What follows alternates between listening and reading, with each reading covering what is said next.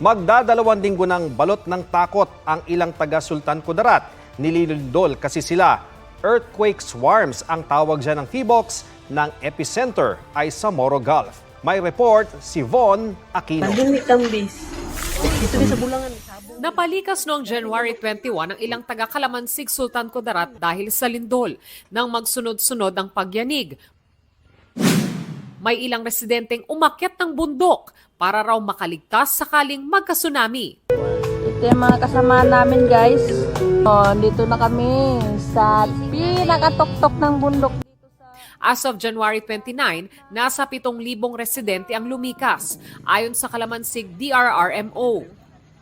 Yumanig din sa bayan ng Lebak kaya pinalikas sa mga residente. Maging sa bayan ng Palimbang, lumabas ng classroom sa mga guro at mag-aaral. Ayon sa PHIVOLCS, sa ilalim ng Moro Gulf ang epicenter ng pagyanig. Lagpas 2,700 na ang na-record na lindol doon mula January 20. Mahigit 800 ang naiplat ng PHIVOLCS at 79 ang naramdaman, naglalaro sa pagitan ng magnitude 1.3 at 5.9. Earthquake swarm ito ayon sa PHIVOLCS, mga pagyanig sa magkakalapit na lugar sa isang rehiyon sa magkakalapit na oras. Ang paggalaw ng Cotabato Trench ang nagdulot ng magnitude 8 na Moro Gulf quake at tsunami noong August 17, 1976 na puminsala sa Sultan Kudarat at iba pang lugar sa Mindanao.